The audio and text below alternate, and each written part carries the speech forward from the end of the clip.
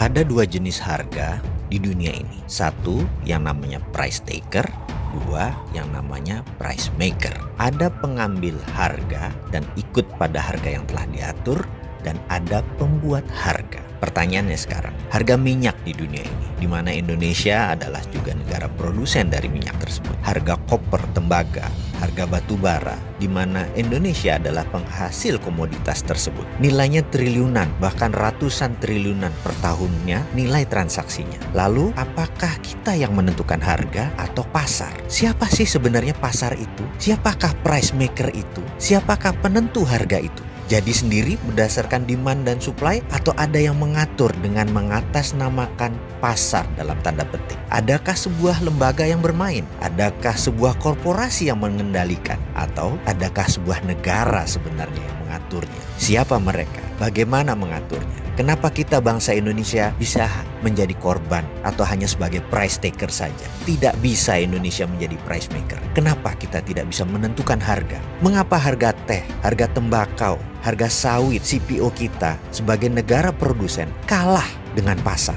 Atau karena bursanya di Bremen, di negara lain, atau bursanya untuk CPO ada di Malaysia. Walaupun Indonesia penghasil CPO terbesar di dunia, kita menjadi tidak berdaulat karena bursanya bukan di Indonesia. Apa karena itu? Mengapa ke depan kita tidak menjadi price maker saja? Untuk menjadi negara berdaulat, harus ada yang Indonesia dominasi. Dengan adanya yang Indonesia dominasi, maka kita punya efek penggentar atau deterrent effect. Kita lihat peta dominasi dunia. Entertainment didominasi Hollywood, Amerika. Trading, perdagangan dan logistik lebih dari 60% didominasi oleh China. Militer didominasi oleh Amerika. Anggaran militer itu 1.000 billion, atau kalau seluruh dunia anggaran militernya dijumlahkan, termasuk China, Indonesia dan lain sebagainya, nggak ada apa-apanya dengan anggaran militer Amerika per tahunnya. Bisa bayangkan, jadi Amerika mendominasi militer. Teknologi informasi masih didominasi Amerika. Kosmetik kecantikan didominasi oleh Korea Selatan. Keuangan masih didominasi oleh Wall Street, Amerika. Minyak BBM, fisiknya mungkin di Timur Tengah,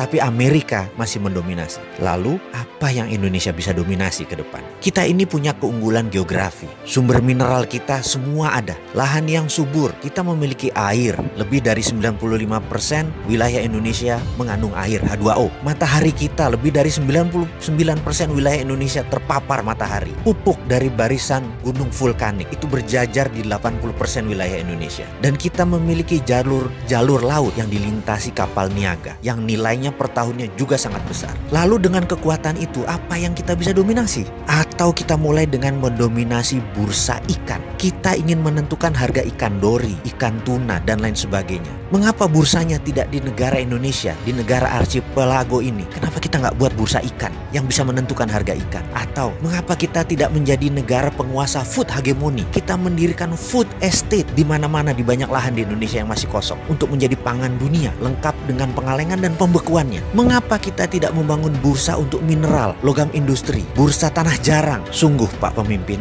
mengelola negara kalau normal itu membosankan. Terkadang kita perlu sedikit gila untuk membangun bangsa ini. Itu baru namanya revolusi.